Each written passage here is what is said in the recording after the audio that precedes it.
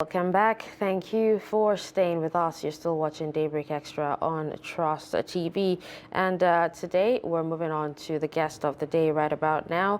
Now, the dwindling status of stand-up comedy in Nigeria is contributing to its lack of international recognition. Now, Basket Mouth admitted in 2019 that the art of stand-up comedy is dying in Nigeria, especially with comedians choosing to go the route, of Instagram skits. Now, analysts say Nigerian comedians need to familiarize themselves with the concept of comedy albums. Let's hear from a female comedian by the stage named Dulcie Berry. Good morning, Dulcie Berry, and thank you so much for joining us on Daybreak Extra today. Thank you. Good morning. All right, so first of all, what does it feel like, or what is it like to be a female comedian in Nigeria? Well, it has not been easy because from the start, comedy, the main version, the male has been into the business.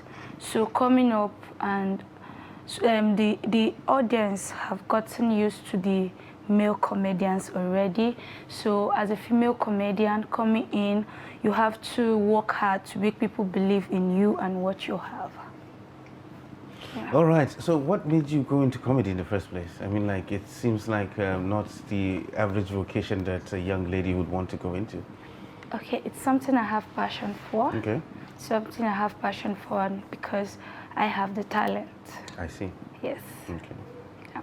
Okay, so why comedy? How did it start for you? Okay, it all started in 2019, though I had no intention in going into comedy. So I used my accent. I'm from FCT, so I use my accent, and anytime I use my accent to speak English, I find that people around me, it makes them happy and all that. So in 2019, when I went for a pageantry, and then we were asked, the queens were asked to make a video, a 1-minute video, to invite people for the grand finale. So instead of using the normal English, I used my accent, and this video went viral. And people started calling and looking for me. And then there's this particular person that came and he was like, this is a talent. People are appreciating it, so you can go into this. And then that was how it all started.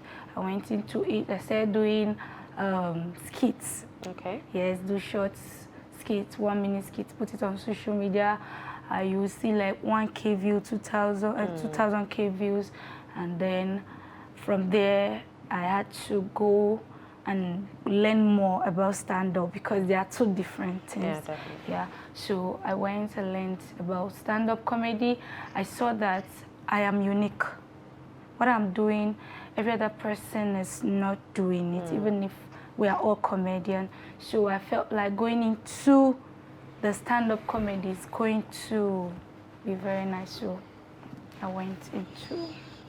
All right, so now what do you do more of? Do you do more stand-up comedy or is it the skits? Okay, I do the both because at the point I had some little issue with my management. So I paused and then I went to school. So I stopped doing the skits and then I was doing more of the stand-up. So after I graduated early this year. After graduation and all that, I had to start making skits again. Okay, so can you tell us personally how the experience or how the journey has actually been? You're a comedian in the FCT, right? How has it been for you? How challenging has it been? Well, I didn't have much challenge because in FCT we don't have much female comedians. Okay. And then in FCT that I'm coming from, I'm the first female stand-up comedian. So I had people supporting me. By the time I tell people that I'm a stand-up comedian, they want to push me to the next level. Before I joined the Abuja Body of Comedian, I was on my own. So I had these little challenges because when I go for shows, I don't understand how it's going because I was not part of the body. So when I joined the body early this year, being the only the active stand-up female comedian in the body, everybody wants to push me, everybody wants me to perform on their stage. Okay, so they're very supportive rather than competitive. No, they are very, very supportive. Yeah, so I didn't have much challenges. All right, so how financially rewarding has your journey been, really? Do you get like, are people lining up for shows and all that? How financially rewarding has it been? Okay, basically, for instance, I don't know for others, but for me, the only way a comedian source of their money is from anchoring programs. Okay.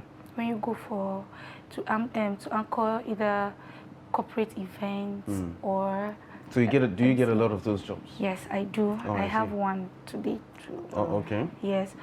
So for the stand-up, let me use pidgin. If you never blew, they hard make them pay you because everybody wants to support you. They want the world to know you. So you're going like you're begging for them to give you a platform to tell the world what you have. Okay. So as an upcoming stand-up comedian, you don't get money from there. So let's come to the skit aspect. Now you get money from social media when you get to some extent, like I'm having viewers, likes, viewers and all that. So if you've not gotten to that extent, you have to be doing the funding yourself too. Okay. Yeah. Okay, so how do you come up with your ideas, especially for the skits? Okay, for the skits, I look around the social issues, but especially the youths, what's happening in the society, and then the solution to it. Let's talk about drug abuse. You know, we have so many youth that have gone into drug abuse. So now my skits, like I've done a skit about that, you tell them what the side effects of drug abuse is. Well, is that supposed to be funny? Yes. There's a way you put your script that you make it funny. You want to draw their attention because you know nowadays if you check on social media, youths, not just you, the old ones, they do more on comedy, something that you know the nation already is tensed. Everybody's going through a lot. So everybody wants to watch or see something that will calm them down. So you have to bring up an idea of something that will draw their attention then before passing your message. Okay. All right. So do you do any other thing apart from comedy? Yeah. I'm a farmer and then a microbiologist. Oh, I see. You're a farmer. Yeah. What do you farm? I have a poultry farm. Oh. So where do you find the time between being a comedian and being a farmer and being a microbiologist at the same time? How do you manage that? Okay, for the comedy aspect, you know, everything you have to program yourself, and yes. So for the comedy aspect, it's basically weekends. You go for shows, especially it's on Sundays that you have shows, and then Saturdays like this you have program to anchor. Yes. So for the farm, I have somebody that assists me. So I just go there once to check what's up and how it's going. And then for the mic, though I've not started working, but then when I was doing my IT, I spoke to my superior. This is what I'm into. So my Friday, Saturdays, Sundays are always free for me. Yeah. Okay. All right. So I wanted to actually find out, you know, talking about working, you know, being the only, like not just the only, but being a few females, you know, in the midst of so many men, you know. What about those other few females? Do you have like a bond? Do they show you support? Because we've heard, you know, that women they usually don't support each other. Now you've talked about the men, you know, being supportive all the way. What about the females? How do you bond? Yes, with the few ones I've met, not just the ones I've met, the ones that I've met only also on social media. Okay. There's this love. In fact, this industry, I've not seen anybody that is not showing genuine love because we are after each other's growth. Okay. So there's this lady I met online. She's a comedian, upcoming comedian. Okay. She stays in Lagos. So we exchange contact on Instagram. Let's talk about Rewari Pikin. She's also supportive. Okay. And then the few MCs I've met, because most of the ladies I've met on here in FCT, they are not stand-up comedians. Okay. They only do MCs, that is anchoring program. So the few ones I've met were cool. Okay. Yes, if they have program that they cannot meet up, they make call across, and then, yeah, we're cool. Okay, but you talked about Real Worry Pekin, right? I think, for a while, Real Worry Pekin had to move to Lagos to be able to, carve that niche for herself, even if she's based in Abuja and all that. But what about you? Do you think Abuja is it and everything for you? Do you think about moving to Lagos where, when it comes to comedy, it's like a really big industry there? Okay, the thing is, I see Abuja as a virgin land for entertainment. Now, you see, these days we have our senior colleagues from Lagos that come down here to host their shows because they've seen Abuja as a virgin land. We are still trying to introduce entertainment big here in FCT. So I don't think going to Lagos, what I'm going to Lagos to do, I cannot do it here because we have social media. So anything I'm doing, that is why we have social media.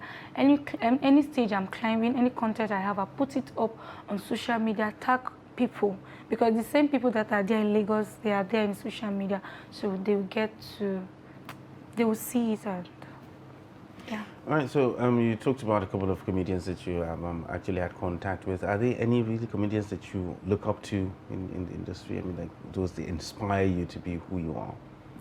Yes. First of all, when I came into comedy, before I started my comedy, I've had this love for Ali Baba. Okay. Yes, everything about him, I've had this love for him. So when I went into comedy, I just wanted to be everything Ali Baba. He's intelligent, so he got everything. So apart from him, I'm looking up to AY, and then here in FCT, we have Kubuku Master, we have Onome the Saint, and then my mentor, the person that's mentoring me in this business, Dr. Ayuba. Yes, so basically these are the people I'm looking up to, and then Real Worry Pekin. These are the people I'm looking up to in the industry.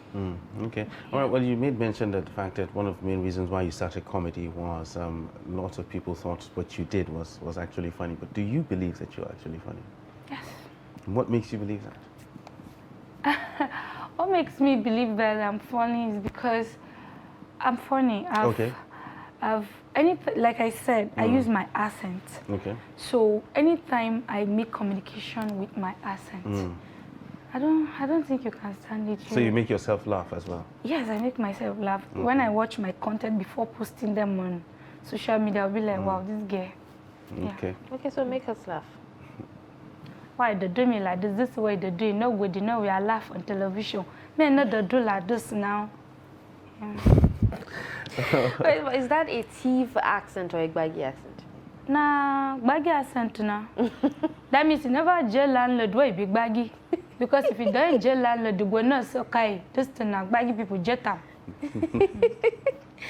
All right, so let's talk about, originality, right? How original are you? Because, there are lots of, on social media, when it comes to skits, there are lots of people who actually, lift other people's ideas.